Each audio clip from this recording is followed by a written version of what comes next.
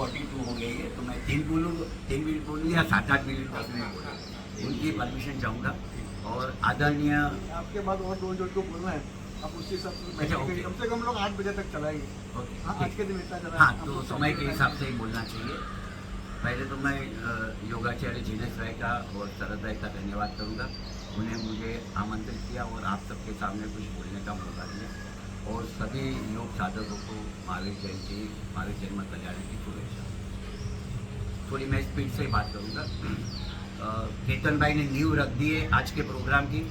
शरद भाई ने उसके पे अपनी बातें की और माहौल अच्छा कर दिया है।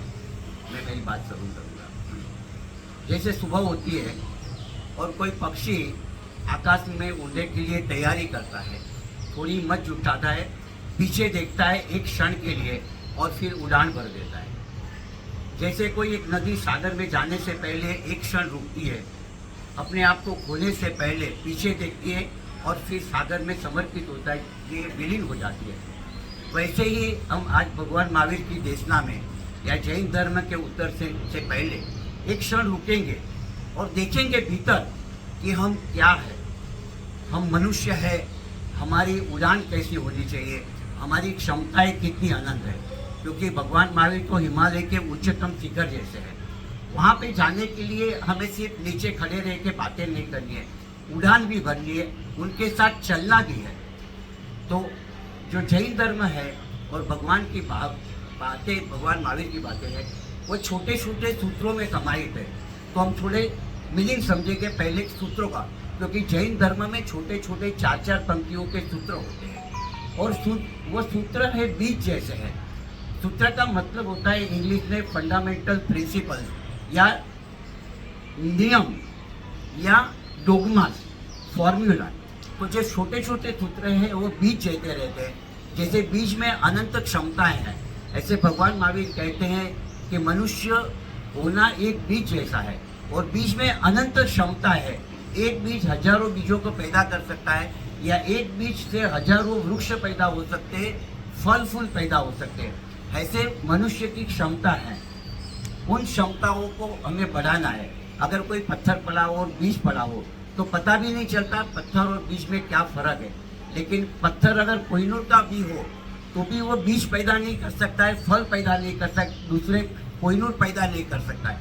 लेकिन मनुष्य ऐसा बीज है कि जो परमात्मा को भी पैदा कर सकता है। इसलिए जो शरद भाई ने बात की कि हिंदू शास्त्रों में या अन्य शास्त्रों में अवतार की धारणा है, वो जैनिज्म में अवतार की धारणा नहीं है। कोई ऊपर से भगवान आने वाला नहीं है, स्वयं व्यक्ति को भगवान तरफ उन्मुख होना है, भगवान बनने का है। तो पूरा रास्ता दिखाया है जैन धर्म में भगवान महावीर ने। तो हम 7 चरणों में इसकी बात करेंगे, 7 स्टेप में बात करेंगे।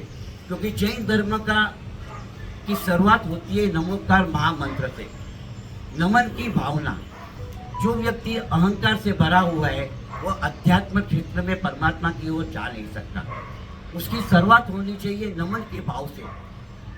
अरिहंतों को नमस्कार, सिद्धों को नमस्कार, साहू को नमस्कार। जब हम झुकते हैं तब हम कुछ पा सकते हैं, पाने के लिए एलिजिबल होते हैं। तो पहला सूत्र है नमन की भावना। अध्यात्म में, धर्म की यात्रा में पहला सूत्र है नमन की भावना। जहाँ भी वो झुकना सीखो, जहाँ भी वो समर्पित होना सीखो।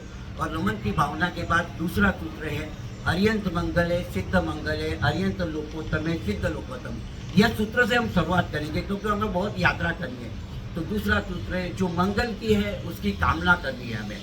अगर हमारे भाव में, मन में निकृष्ट की कामना रहेगी तो हम निकृष्ट बनेंगे। अगर हमें मंगल की कामना रही है, अरिहंत की कामना रही है, तो आज नहीं तो कल जन्मों जन्मों के बाद हम अरिहंत तक पहुंच पाएंगे।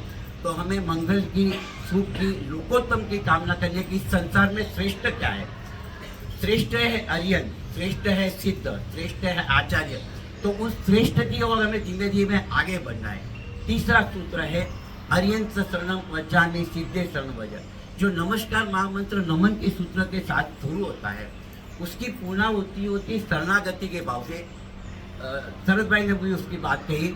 जब हम सरेंडर होते हैं, पूरा सरेंडर, तो जैन शास्त्रों में कहा जाता है अरियंत शरणम पवज्जामि। दूसरे बुद्ध धर्म में कहा जाता है अरियंत शरणम बुद्धम शरणम गच्छामि। हिंदू में कहा गया है ओम नमः शिवाय।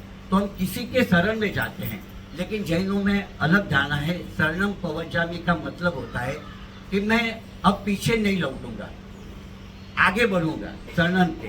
तो इस बात के साथ हम शरणागति के साथ आगे बढ़ते हैं। चौथी बात जो जैन धर्म में कही गई, जो मुझे बहुत प्रिय है, उन्होंने 4 तीर्थ कहे भगवान महावीर ने, श्रावक, श्राविका, साधु और साध्वी। पहले रखा गया है साधु का। अगर धर्म का श्रवण भी सच्ची श्रोता होके सुनो, अगर आप श्रावक बनो तो आपकी आधी यात्रा पूरी हो गई। सिर्फ सुनो, जहाँ भी धर्म की बातें की जाती है, अध्यात्म की बातें